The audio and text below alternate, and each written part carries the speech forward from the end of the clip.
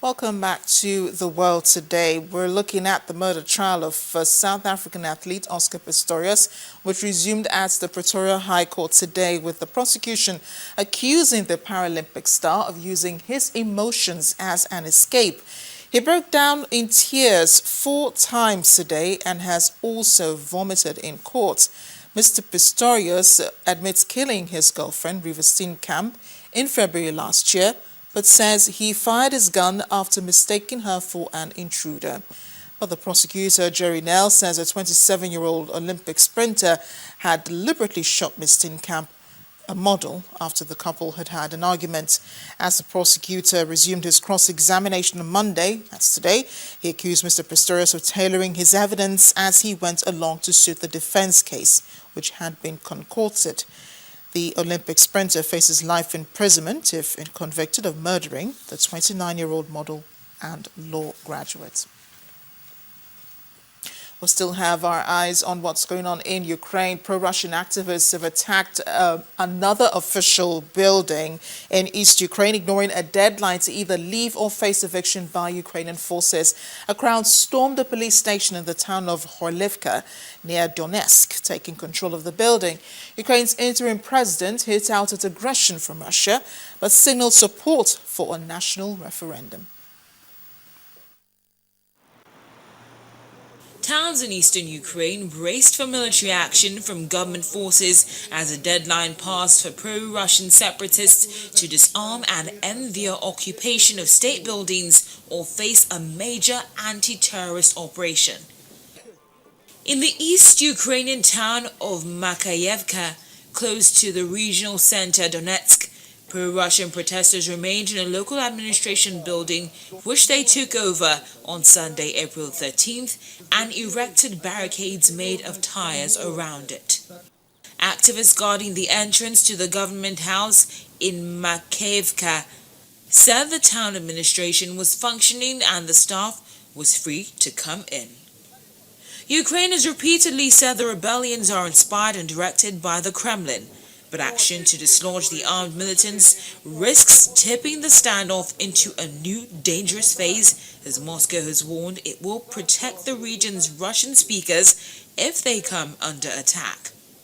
Kiev accuses the Kremlin of trying to undermine the legitimacy of presidential elections on May the 25th that aim to set Ukraine back onto a normal path after months of turmoil.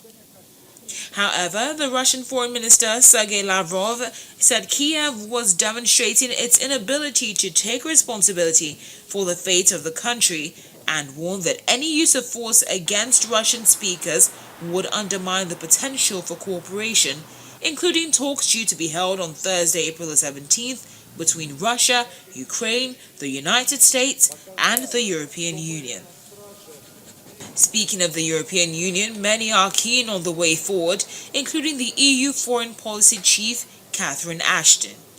Of course, the main part of our discussions, which we'll take this afternoon, is on the situation in Ukraine. I think a number of reflections. First of all, our growing concern about what Russia is doing, the reports that are coming out of unrest in the eastern part of Ukraine, trying to call for calm, trying to make sure that people can use democratic means to talk about the future of their country as we look to the presidential elections and beyond. Hopefully, things will be resolved sooner than later.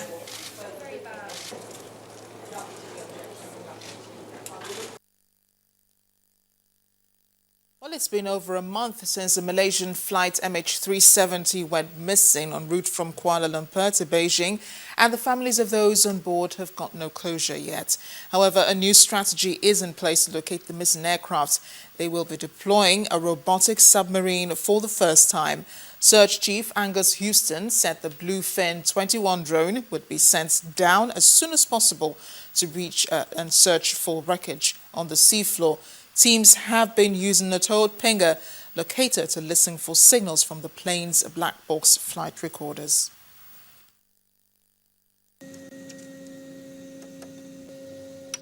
The search will now head deep underwater as the batteries in the flight's black box recorders had probably died and there was little chance of finding floating debris. The Australian agency supervising the search for the missing aircraft, Angus Houston, had this to say. We have reached a stage in the visual search where further efforts appear to be unlikely to yield results. So what is normal in these circumstances is that the partners, the countries, get together, consult and decide what needs to be done next. And I think that consultation will take place later this week. The search is now relying on the U.S. Navy's sophisticated Bluefin 21 autonomous underwater vehicle, which is set to search the ocean floor for wreckage some 4.5 kilometers beneath the surface. The underwater robot could be the last glimmer of hope for relatives of those aboard the jetliner. I'm very hopeful that we find something, but if we don't, and that is a possibility, there's no doubt about that, until we find the wreckage, we can't be certain about anything. I think if we can't find anything in that location, we then have to go back and talk to the partners and work out what happens next.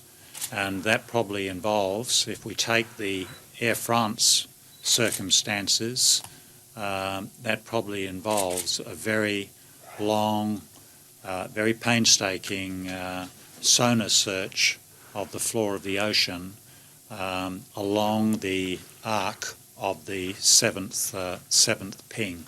Houston, who's a retired senior officer of the Royal Australian Air Force, said they were especially grateful for the help the Chinese were providing. On behalf of the Australian government, I would like to thank our very good partners from China for the huge effort that they are putting in to this search. It is enabling us to work more closely with the PLA Navy in a way that we've never done before. Up to 11 military aircraft, 1 civil aircraft, and 15 ships were assisting in Monday's search for the missing Malaysian Airlines jetliner. We can now bring you more on the blast that happened in Yanyan this morning in Abuja. As we reported earlier, 71 people were killed, 124 injured in the blast. Many of those injured have been taken to hospital where medical staff are battling with the resulting emergency situation. Our correspondent Omologo Nadi, who visited the National Hospital in Abuja, has more on this.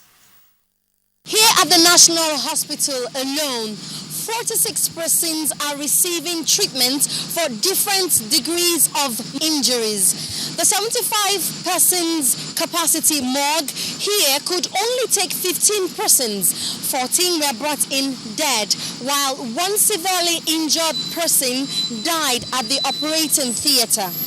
The hospital authorities say that the hands-on staff for their yet-to-be-commissioned trauma center have been able to handle all cases referred to them, and everyone receiving treatment is in stable condition. Earlier on, the Minister for Health was here, and he said the casualty rate in hospitals around town is very high, but said definite details and figures cannot be given until much later in the day. We've been trying to coordinate things since morning, at least look at how we are managing every victim, whether dead or alive, and whether injured or not injured, and the relatives themselves. It's too early to be able to give you definite figures. We're still collecting figures and want to avoid double counting, but certainly before the end of the day, we'll be able to give you definitive figures in terms of how many people are dead, how many people are injured, how many people have been treated and discharged from various hospitals within the FCT, and how many people are still on admission. But for now, what we can only tell you is that we have quite a large number of deaths, victims who are in various mortuaries now. Here at the National Hospital, so far on their record, they received altogether 47 patients alive, and they also received 14 who were brought in there. That's just for National Hospital alone. Quite a number of injuries in this situation because of our previous experiences are usually sharpeners injuries. We have few burns. Again, there is a bit of fire, and this burns is mild to moderate, so we can handle it adequately. Now, the issue of not allowing everybody to go and be asking everybody, like the chairman said, in a situation of this situation where you didn't know it will happen, it's better organized that we are given an information, and you realize some of us will have to be given bad news, and we don't know where that is because all these patients are taken to various hospitals. So it's quite a bit of a job, and we are trying to make sure it is done neatly and respectably. Meanwhile, people who lost their loved ones have been mourning even here at the National Hospital. Omelogo Nadi for Channels Television News. Quite a peculiar situation doctors are dealing with at the National Hospital in Abuja. Omelogo tried to capture the picture for us there. Our hearts go out to the families of those who have to hear the bad news that the Chief Medical Director of the hospital talked about. Of course, we'll keep you informed on new information on the blast, as well as any other findings by the security forces as soon as we get them. But as we close the world today, more than 10,000 people have been evacuated from Chile's port city of Valparaiso to escape a moving fire that has killed at least 12 residents. Some 1,200 firefighters are battling the large blaze, which has destroyed hundreds of homes since Saturday. President Michelle Bachelet put the army in charge of the evacuation after declaring the city 110 kilometers west of Santiago a disaster zone. Security forces are on the streets to maintain order and prevent looting. Much earlier, the authorities said 16 residents had died, but it turned out that one family had been counted twice. The old center is a UNESCO World Heritage Site packed with old buildings that are vulnerable to fire. And that's the world today. Thanks for watching. I am Amarachi Obani. Sports News is up next.